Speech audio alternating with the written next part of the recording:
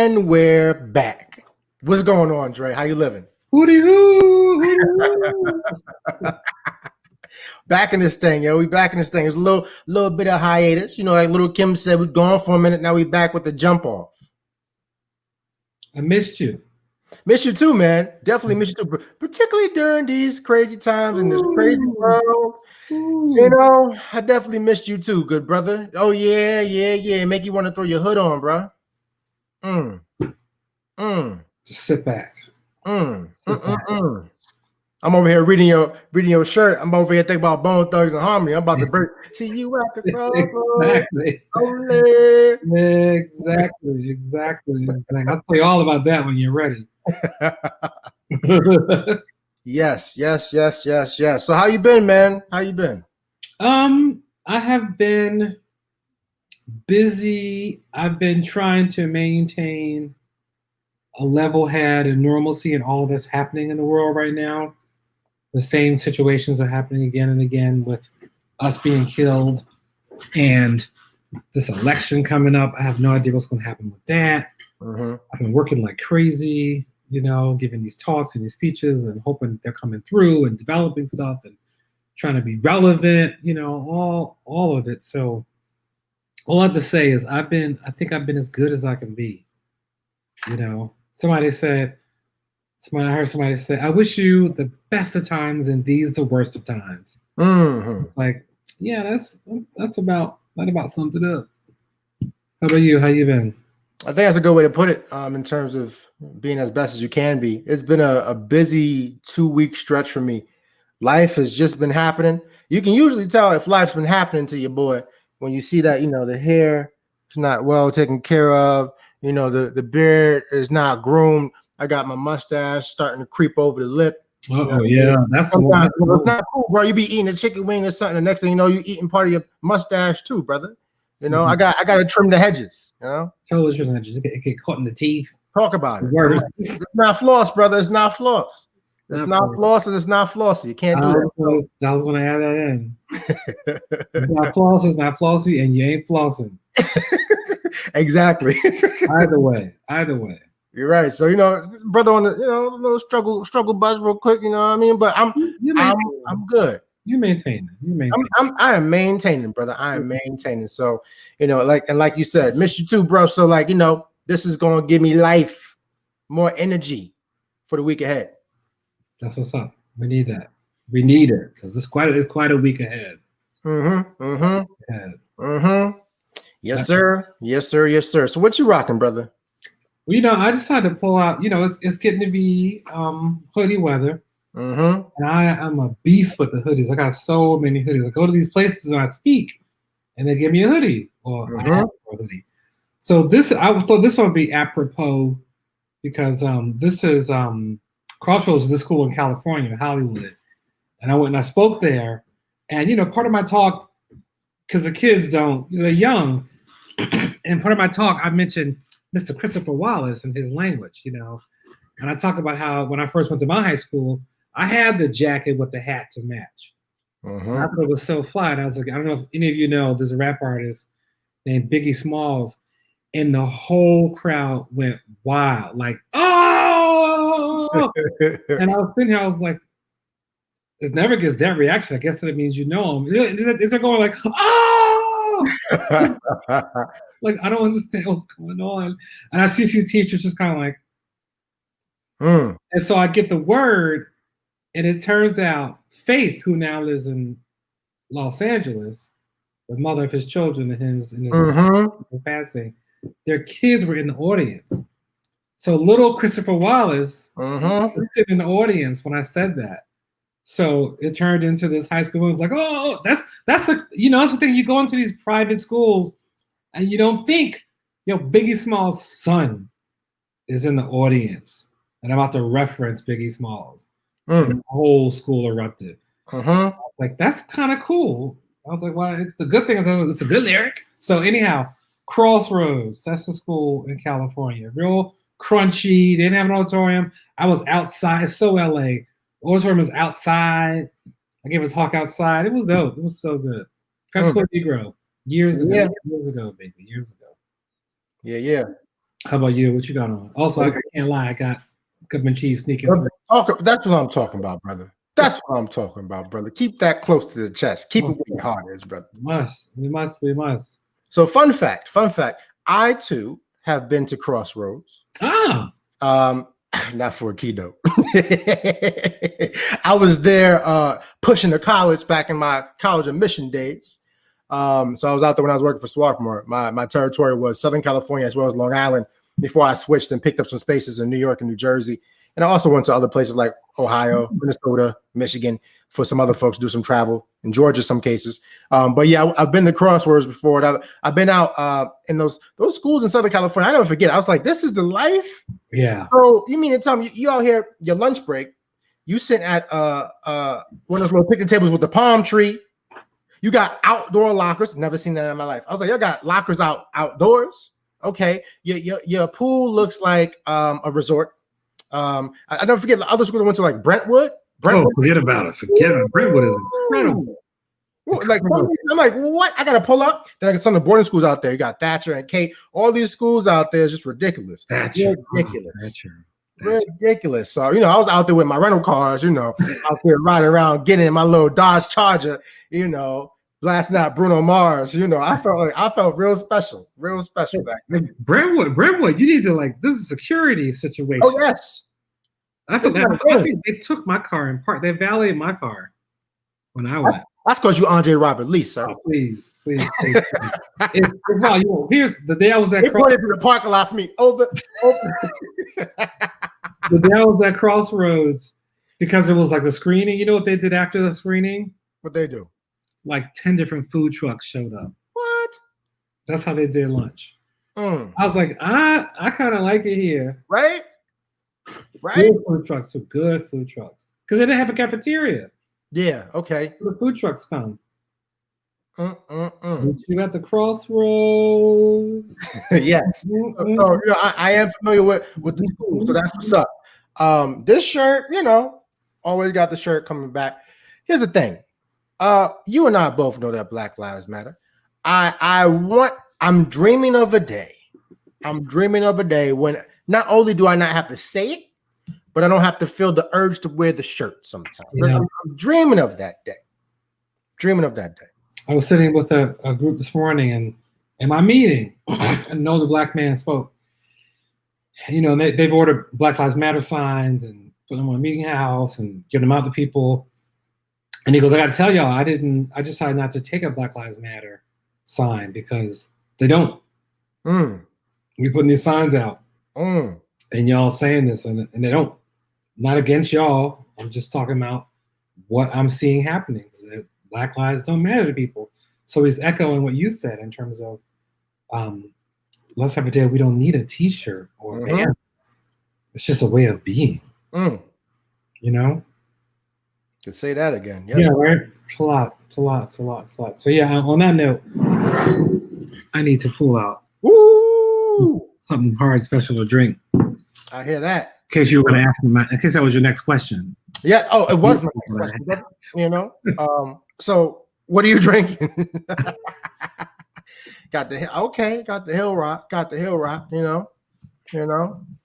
see you shining.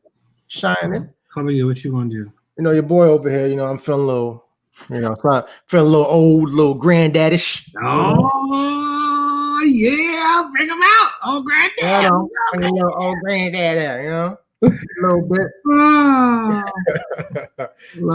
bit. Love it. You got old. Yes. Work it out. I'm not gonna say besides yes. Hey, granddad.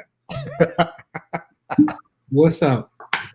Oh, this is old granddad's bougie great grandson that went to private school and no one. Yes. Yeah. Don't talk about old granddad here. And everybody be like, everybody want to hang with old granddad. And Mr. Millbrook is all embarrassed. Find out, because old granddad is the way it is. Oh, goodness. Yeah. You got anything on your mind to toast to, good brother?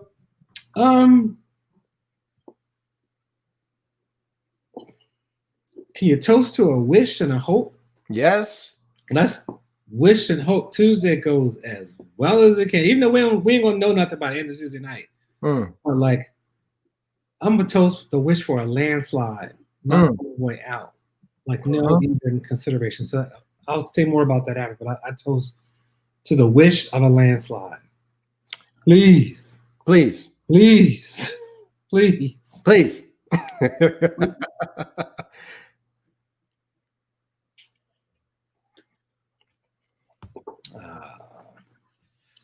I say that because I was granddad treating you.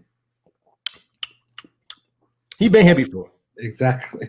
He been here before. He really. That's a, yep. It's pretty good. Been around the block. How about that Hill Rock? He knows all the stories where everything is. He knows everything. All of it. Yeah. And I feel the wisdom and the power. Yeah, I'm good. I bet you feel it. I bet you feel it. Yeah, you know, I told you. Remember that Titanic, brother? Love it. How that Hill Rock treating you this time? What's that? How's that Hill Rock treating you this time? You know, it's smooth and easy. It's Sunday night. Smooth and easy. Beautiful. Good. No bourbon whiskey. Can't be wrong. It's fantastic. Yes, sir. So I know you were about to get into some stuff, brother. What's on your mind? What's on your chest, brother? A whole lot on my mind. Tuesday is the election of the 46th president of the United States. You know, a complicated situation already. And I was talking to someone earlier or the other day, and I was thinking about it. Someone was like, wow, thousands of people are actually going to vote for the current president. And I was like, it's not thousands of people, it's millions of people. Millions of people are going to vote for the current president. Millions of people believe in what he's saying and talking about. You know, and for people to be confused by that is like the effort, you know. Toni Morrison quotation keeps coming back to me, that distraction is racism favorite's tool. She said a little differently, but that whole notion of not seeing it and not being able to identify it tells you right away, it helps perpetuate the problems. Like big time. In fact, you don't understand, we can't see. So I'm thinking about this election. I'm thinking about the city of the world. I'm thinking about Philadelphia, where we both are. You know, it's just a lot on my mind, and it's heavy. You know, it's heavy. It makes you sad. It makes you just sad. I keep going and I keep doing my things. I keep pushing, trying to fight for change and justice. But it gets a little moments like, oof. You know, just everyone turn around and switch. I hear that. And it's interesting because I think we just went through daylight saving time, right? So folks gained an extra hour. And usually in my experience, folks applaud daylight savings time. They're really excited when they gain an extra hour. However, in 2020, a lot of folks like we were good. We didn't really need another hour. We really didn't need another hour in 2020. So that just puts everything in perspective about how this year has been and how this year can go. Thinking about, you know, if things that need to happen on Tuesday, hopefully we can slide to the left up into 2021. Otherwise, you know, it might be a couple reverse. Hopefully we don't have no reverse, you know. I don't know, man. How who knows? That's the whole thing, because there's a lot of folks who were, for a number of different reasons, I'm sure. But there are a lot of folks who were shocked, so shocked in 2016, because they thought it could never happen, because they forgot how racist and sexist and capitalistic America is. Not was, is. And you know, people have the right to vote. And people who vote for whomever they want to vote for, wherever they vote for them, you know, and then there's a lot of times the folks just like, you know, it's almost like those folks who are playing a game and they're up by 30 points. They're like, we good. And they just let down their guard. And then they're not on their P's and Q's. And all of a sudden, game's tied. And then they win.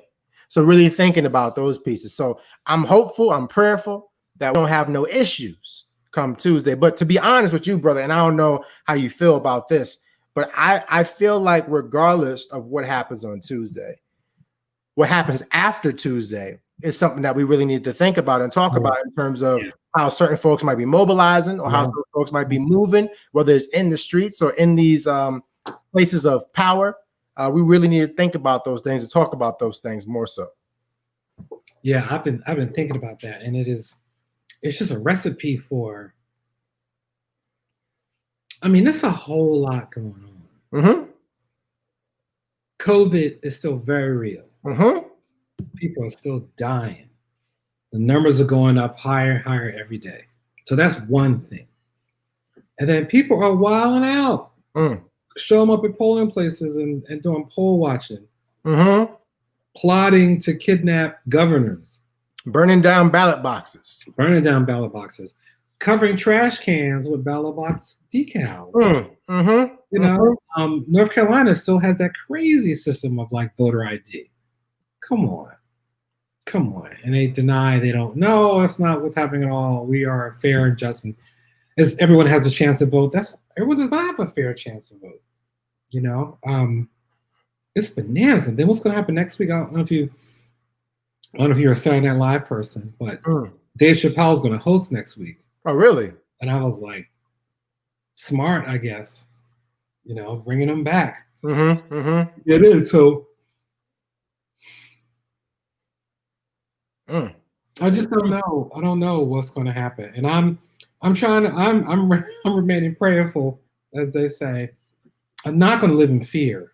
But I'm also not going to be stupid. Now, I'm thinking about being here in Philadelphia, where I live in East Falls. It's kind of funny because people from outside are like, yo, you safe, you good? All this going down in Philly. I'm like, I'm good, but I also have another little perspective of like where I live. You know, I haven't fun to live around. I feel like many of my neighbors voted for Trump last time and feel bad about that. But I'm sure they won't vote for him again. You know, there are no Trump signs in my neighborhood here in East Falls that I've seen, like not one or not even one. But there also there's those, they ain't got no other signs. There's a handful of people who got like some Biden signs. And the rest is just nothing. What you trying to say? The whole world is putting stuff out. What's up? What you trying to say? And then I go up to Roxborough to pick up stuff, and you just turn the corner. You turn this one corner, and boom! It's like Trump, Pence. You know, up on Eastern Road, out in Jenkintown, Abington. Boom! Big old Trump Pence signs. You know, we're in a state that is an important state. He needs to win this state to win. But you know, we'll see. I think it's the S&P. They have never had an election wrong in the past like 60 years or so. Okay. And they do. I'm not gonna get it right, but they do it all based on like Dow, what the numbers look like, and based on what the numbers look like, they call Biden. So I'm like, I'll take every little piece I can get. So yeah, I don't know. I'm fearful, but I'm also refusing to exist in a space of fear and control. Because I come from a stronger force, stronger beings, things stronger than some crazy stuff man has done. So yes, sir. I don't know. I hear you. Listen, it's just driving. When you drive and you see all the different signs, etc. And it's like, even the folks who are wearing the signs, I'm like, yeah, you got that mask on that says Biden Harris, or you got that yard sign, but you also have these other yard signs, 4 years ago, or you have these other yard signs such as Black Lives Matter, etc. Yet you don't really show that Black Lives Matter. It's a lot of different things. So I don't want to count all my ducks before they hatch, so to speak. You know what I mean? I don't want to do all that, but at the same time, though, it's a tale of a number of different neighborhoods and cities within, neighborhoods within Philadelphia, right? And then you have the surrounding suburbs as well, because like now, particularly what just happened with the events, with the killing of Walter Wallace Jr., right? You see that piece. And then you see we're in the middle of an election cycle, about to get to election day. and I'm driving through my neighborhood and the neighborhoods near my neighborhood, and you start to see all these places boarded up. You start to see all these places that are, have been preparing themselves for things that have been happening or things that they think might happen. And then you look at other spaces and they just living their best life. And it's just really interesting. It's really interesting. And even, near my place of employment, out on some of these certain streets, I was at a Whole Foods, you see all of it. And I was sharing with my folks. I was like, listen, I can't prove it. But I went into Whole Foods and I had my black hoodie up and I had my black mask on. And I was just going to get some lunch. I said, I know I can't prove it, but I swear they called the cops on me. I know they did. It had to. I know they did because I was in my line just waiting to check out with my pizza, and I saw white officers, 2 white officers, 1 male, 1 female, came walking through the. Then they wasn't getting anything. They just came walking through, looked at me, stopped real quick, and looked at me, and they kept walking. And then afterwards, they turned and left. I'm like, that's interesting.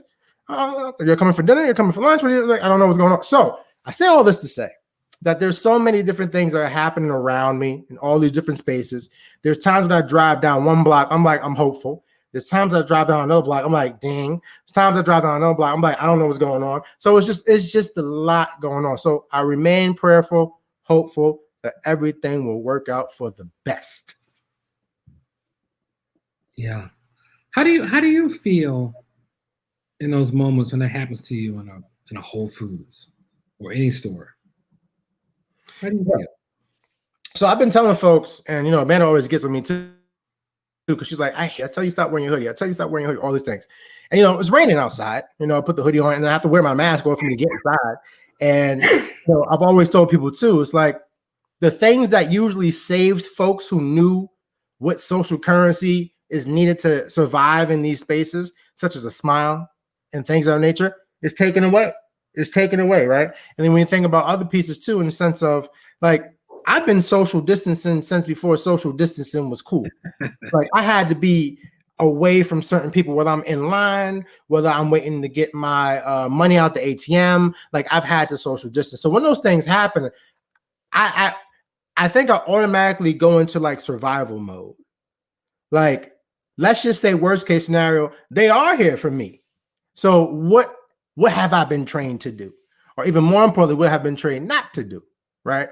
Just really thinking about no sudden movements or anything like that. My hands are visible, things of that nature. When those things happen, I'm like, dang, no matter where I am, no matter where I go, no matter who I am, no matter how much I climb this ladder or whatever the case may be, at the end of the day, they still see me as a threat. And in some cases, not even human.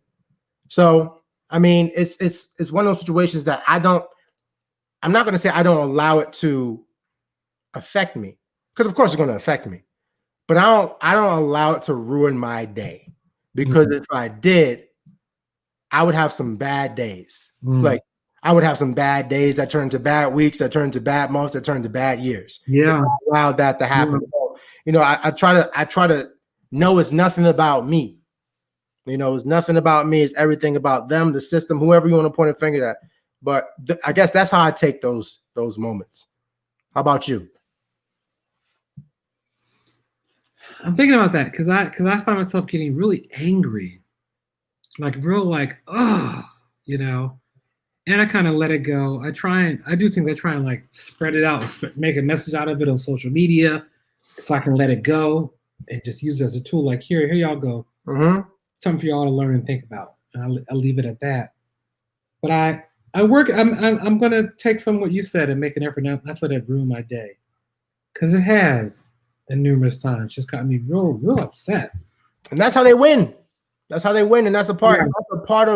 That's a part of the game. It's like, I'm gonna knock you off your game, black man. I'm gonna knock you off your game. You've been doing so much good for the community. You might be on your way to a keynote, and the next thing you know, something happens. Now, what you've done, I'm sure, is you use that to open your keynote. Exactly. And that's the beauty of it, because it's like, we don't need to give you like a fake story. This just happened on the way here. So you want to talk about real time or experiential learning. I'm going to share this with y'all. I'm going to share this with y'all right now. So, I mean, don't get me wrong, brother. There's plenty of times where I'm super angry. And there's times where I have to take it down a little bit, or maybe sit down in the car, decompress a little bit. But a lot of times, for example, like I said, I want to go get lunch, which means I was going back to the office.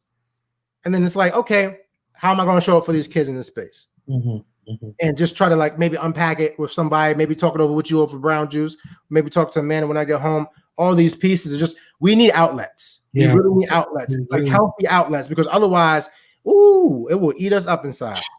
Yeah, I am. It's funny you mentioned using it in your talks, because I've done it. I've been like, this happened to me here at your institution. Make it plain, brother. Break it down for y'all. This is what happened to me here a few minutes ago, and I want to speak about that. And I want you to think about that. Imagine what's like for children who are here on a daily basis. If I, as a guest coming in to visit your school, felt over scrutinized or followed or chased or ignored or denied, and you can't say, no, we're not like, we don't do that. It just happened to me. And I'm aware, I'm so hyper aware of this stuff because it's so standardized and normalized. I know it when I see it and feel it. So don't come for me. Yes. Unless he sends for you. Unless he sends for you. And you're going to get an invoice. Exactly. Yeah, it's a trip. So I take that in terms of using and not letting control, because there are times when it burns me up. Oh my goodness. And trying to just respond to it really effectively. My thing is about responding to it quickly and moving past it. Like saying things like, you're following me, or I feel over scrutinized, or I'll get back like, I don't want your shit. You good, brother? Hold their purse, I'm just like, really? I've even said to people, I was like, I understand you feel the need to protect yourself, but I want you to know that you've offended me and affected me deeply by your fear of me without knowing anything about me. Thank you. And I'll move on. And I'll say that in an elevator, so they ain't got nowhere to go. I love that. See, I need to take a page out your book, brother. Because there's plenty of times I'm like, but sometimes I need to take a page out your book. I've more so, as I spend more time with a man in this thing called marriage, right? I have become more like her, where I speak what's on my mind. Before I would just like, leave it there, tuck it away. And I keep receipts. I definitely keep receipts. And then, I cash checks sometimes when I need to. When I need to, I might cash it. I'm like, all right, cool. I do that.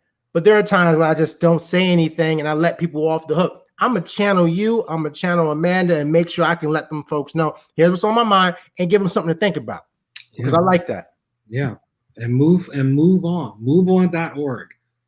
Don't sit and dwell on it. Because I in the past have dwelled on it, been like, why did that happen here? Why did they do that? It's like, a friend of mine said it once. If you try to understand crazy, you will go crazy. So don't try to understand it. But I have a question about something you raised that came up, and I think it's important to discuss. We can't let it slide under the rug, because there's a chance to be truly transformational and to take us to another deeper conversation.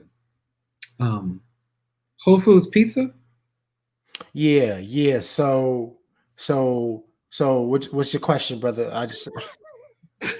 Tell me about that experience. I just want to hear about your journey with the Whole Foods Pizza. So here's how it started, brother. Started like this, I try to bring my lunch to school with me. And sometimes I don't. When I don't, I have options. You have sushi, you have Qdoba, you have, a number of different things. Now, I think what had happened was is that I went to Whole Foods because I think I went there to get a salad. I wanted to go get a salad because I know a lot of people get salads and stuff. This is pre-Rona. So getting salads, etc. Blah. I'm like, oh, it's a hearty salad. And for me, like, I can't eat a salad that looked like a bird would just fly over it and not even eat it. Like, there's not even enough food here for me, fam. Right. I'm a bird out here in these streets looking for whatever grain I can get. I need a hearty salad. So I was making myself a hearty salad. So then went back. I was like, oh, they got sushi too. When I was over there in the sushi is placed right next to the pizza. Now, I'm from New York, so I scrutinize pizza. But there's times, because I'm a bread lover. I love bread. Throw some cheese on that bad boy, then sauce the meat. So pizza. So there's times when I go there, they got big slices. Yeah. So I'm like, I can get 2 slices, and I know the price now too. It's 2 big slices for $7.42. That's not bad for lunch. Now, you can't do that every day, but it's not bad for lunch when you need that fixing for a pizza. So that's how the Whole Foods pizza started out. Now, there's some pizzas are better than others. You know, when they have the buffalo chicken pizza out, I'm there. They got some good pepperoni too, because it's not the regular pepperoni, brother. It's big size pepperoni. I don't know what it's called, but it's big size pepperoni. So that's the Whole Foods pizza story. And, you know, sometimes I might get 2 of the same kind. Other times I might do a 1-in-1, mix and match, you know. And then also, if I wanted to get pizza on the way, like they have deals and stuff, you can get pizza, which I wasn't aware of. But they also have, and here's a piece, because the Whole Foods I go to is in Jenkintown, right? So therefore, if I wanted to buy like a 6-pack or something, you know, of some brews, I'm not paying Philly tax. So, so you got a little thing worked out. Okay, so like, you know, you pick it up in the state, you know, but I'm not over here in Philly. You got to pay. So you know, on the way home, brother. I'm not mad at all. I love it. Yeah, that's beautiful. I asked about that because Whole Foods for me kind of had one of those experiences like I had with Miss Ola over at the ShopRite when I was back in New York in the East Village. And this is such a motor transition. It was amazing to see. It was these 2 cats that ran the Whole Foods on Houston, you know, because, you know, you could see it. Like, they built a Whole Foods on Houston, and it was a whole bunch of folks from Lower East Side working in there. Like, it had the Lower East Side. Everybody had Lower East Side, like, way of talking and timbre of voice. It was amazing, you know. And then something happened. These 2 cats, black guy, Latino guy, I think he's Puerto Rican. Yo, they were doing something extra with that pizza. It was so good. Like I was like, why is there always a line? You know, they are like, oh, we got your pizza. They would have a whole little show. Like people knew what time to get. I knew what time to be there, and I was like, oh, this is dope. Something happened, and they brought like a Becky Karen, somebody in there for her to manage it or whatever. Bland City, huh? Oh my gosh. I don't know what happened, but it was I was like, what you do with my boys? You know, you go there, you go there normal time, be a whole lot of pizza laying out, everybody looking That's such a moment for me. Like I'm always, every time I check out one of those like little spots, I'm like, who making the food? You know, there's an Asian woman that works at the shop right here over in Fox, little old Asian lady, and a dude. And I was like, let's see what that General Tso's is like, you know, whatever. Yo, I was like, okay, now, okay, you know, you don't get Asian food at ShopRite that's in a container have been made. And thing. This was good. It had a lot of broccoli up in it. I was like, okay, y'all. Okay. So anyhow, that's why I said Whole Food Pizza. I was like, oh, did my boys transfer up into Abington? Listen, who knows? they might have had their own little training camp, and you know they've been hired by corporate to get the pizza right. They need to get their own store and get out of the corporate. Talk about it. One little shop. Talk about it. Because I was like, give these cats a wood oven stove and the ingredients, and look what they're doing. Make them. I mean, I know Whole Food pays better, but I was like, I'd rather have you having your own thing. I hear, and you know, and think about it. It's like I was never a Whole Foods person. I'm still not. I'm Whole Foods adjacent. Like I'm just because it's nearby, I might go there. It's not like I'm checking for Whole Foods. I don't shop there about my groceries, etc. Right. You know, but because my first experience with Whole Foods, I want to say, is gentrification in Harlem, right there on 125th Street. I was like, once they popped that Starbucks up, Magic Johnson Starbucks, right, and then across the street is a Whole Foods and a Planet Fitness down the block from the Magic Johnson theaters, right? All that stuff, right? So that was like a symbol of gentrification for me. So every time I heard Whole Foods, I'm like, this crusty, foo-foo, flaky, bland. So, but they got some stuff there. They got them. Once gonna go to the sweets. Got them little bite-sized cupcakes. Okay. You ever have those? I haven't had them. Don't do it. Protect yourself. Because them you'd be like, yo, this is really good. See, because you said so, I'm like, Every next time I go there, André said they got the little bite sized cupcakes like that, and you be like, you sit down and eat 5 and be like, maybe I shouldn't eat 5 of those. No, listen, I'm gonna look for those. I'm gonna look for those. They got little things once in a while, but some for the most, like, and that, it has this thing. I haven't been in one in a minute. The meat is good, the fish is good. The prices are a little bit high. I ain't gonna lie. The whole paycheck is real. My thing is, there's one item of food at Whole Foods that particularly gets on my last nerve. Now, I don't know about you, brother. I'm leaning in for this one. I don't know about you, brother. But do you like crab cakes? I do like crab cakes. Are you a fan of crab? Are you a fan of crab cakes? Or I'm a fan of crab cakes. My belly's not a fan of crab cakes. Crab cakes have like fresh cream or cream mixed in. Gotcha. Okay. I love them, but my body is like, what you doing? I got you, brother. I got you. So I love crab cakes, especially when it has crab in the cake. Now, exactly. Whole Foods. I never forget. First time I went and got this, I was like, "Yo, look at them crab cakes! They're huge. Just looks like a Maryland-style jumbo lump crab cakes." Getting 2. These Maharajas put sweet potatoes inside the crab cake. So instead of stuffing it with stuffing and crab, it's not only the breading, but it's the crab and sweet potatoes inside that bad boy that makes it all. Yo, I was highly upset. That's the raisins of potato salad. That's the raisins of potato salad. Yes. Like, how are you going to gentrify a crab cake? Stop it. I'm sorry, my dude. So every time I see him, I'm like, remember, it's not what I think it is.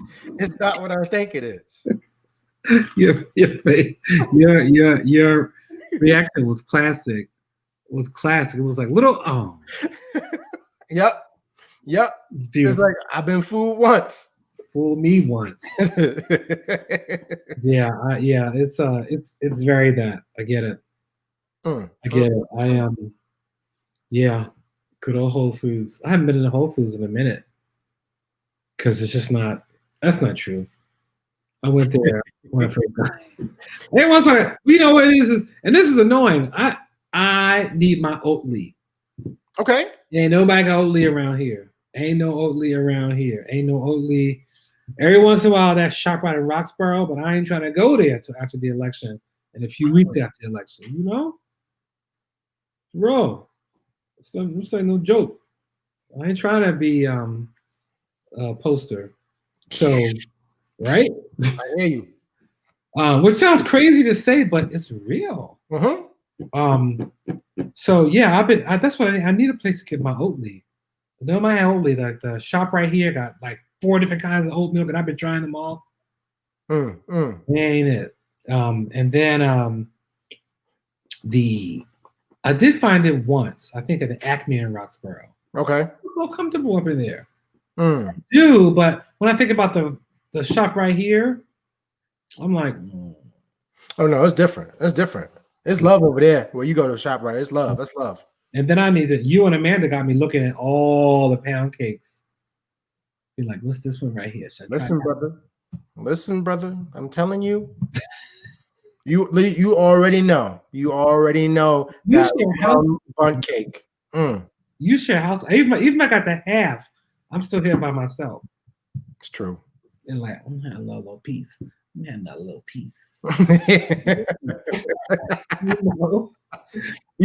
Cut little small pieces so you feel like you just have one big piece at the end. Doesn't really work that way. So the pound bun cake, right? Yes.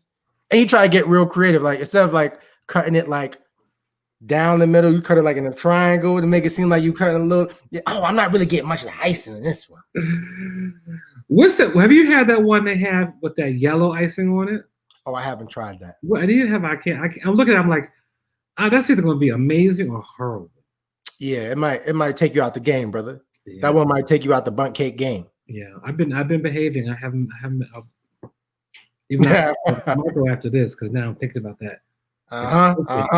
Just listen, you need a reward in your life, brother. You need something.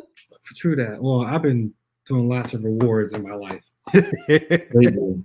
It has seriously. I have because I've had moments like I'm going to eat better, and then I see lecture. I'm just like, we may not be here next week, so yeah, yeah, yeah. you know, give Listen, the chicken. like I always say, everything in moderation, including moderation. Yeah, true that. Sometimes you just gotta let it go. You really do. Let it go and just drink lots of water and work out. Yeah, right. I need to do both of those. A little bit more of those. Yeah, man. Well, if you know things go the way we want it to go, we can be dancing in the streets like the end of the Wiz, where folks start unzipping themselves, coming out. It was a brand new day. Can you feel? You know who wrote that song? Yes, you told me. Let me see if I'm right now. You told me Luther. Yes, sir. You told me. See, I'm taking my notes. You told me. Love that. I was surprised. I was like, really? Then that's him. You know. First of all, that song is amazing. That's one of the best scenes ever. And the lion was getting it. I know Michael was getting it, and I know Diana was getting it, but the lion was getting it. Oh, and my man Nipsey Russell was getting it too. Nipsey was getting it popping. He was getting it popping. Have a talk about the whole show about the Wiz. Yes. Stop and look at all of that. That was phenomenal. Do you remember when the first time you saw it? First time I saw it, I must have been, if not, I don't think I was a teenager yet. I think I was probably in elementary school. I want to say it's the first time I saw it, probably around like 9 or so. And I was just like, "Yo, this is amazing." Yeah, and it was like the one of the realest parts for me is when they running through the subway and the trash cans and the columns start to come apart and start. I was like, "Yo," because I remember walking in the streets like we're coming home from somewhere and just in the the subway and it's like no one there and it's quiet and you're like it's like you and like the rat near the third rail, like all that stuff, right? And it's like so I can imagine just being in that space. Yeah. I still have fear when I go in the subway. I'm like, I start hearing that would be the costume. Just that guy with the little outlook, bunch jumpy things. Yes, that would be the Halloween costume. Yeah, and Walker, you would get killed. You definitely would. Down. That's not funny. It's not. Listen, you will wake some people up like they probably had nightmares off that joint. I know I did. Well, I St. Athanasius, my Catholic elementary school around the way. I don't know how they did it. It was in 4th grade. Miss Gingowitz was my teacher. Was it 4th grade? It was 3rd grade because it was in a hallway. We were in 3rd grade. Miss Gingowitz took us, and Miss Gingowitz and Sister Mary. Sister Mary left in Unary, but that's another story. They took us. We got on a bus and went downtown to like a Sam Eric twin. All the black kids from the neighborhood went to the Wiz. And I remember thinking, I think that must have been my first time going to the movies without a parental unit. And I went all kinds of kids, and it was the best thing ever. It was so incredible. I can't imagine. I'm sure it was a lot of energy in there. Forget about it. We didn't know what we were witnessing, but we were witnessing something. And you missed out. You never experienced Philadelphia downtown Eric Twin. Yo, that was the spot. Like, there used to be a thing on Easter. Like, Philadelphia Easter was like church in the morning, moving your church clothes. Seriously. You better not come home to church clothes dirty. Oh, and then it switched around when the people who it became like Easter tracksuits. It's good stuff. But it was like a 15th and Walnut, like right downtown Philly. And it was called the Eric Twin. It was 2 theaters, twin theaters, and it had the most distinct smell of popcorn and soda spilled into the carpet ever. I bet. Oh my God, it was amazing. It was amazing. Customized. Yeah, there's much more to talk about with that show, but I'll leave it there for now because we could go on for another 2 hours. Oh, yes, sir. Yes, sir. We gotta make that happen. But yeah, man, this is a blast as always. Of course. A blast as always. And I think like the conversation that we had. There we go. We pop corks, we pop bottles. That's what we do. Turn it into a music video real quick. So, you know, I think it's great for us to toast to all the stuff we just talked about and hoping for a brand new day. So, how about we toast to a brand new day, brother? Yes. To a brand new day. It's a brand new day, Mo.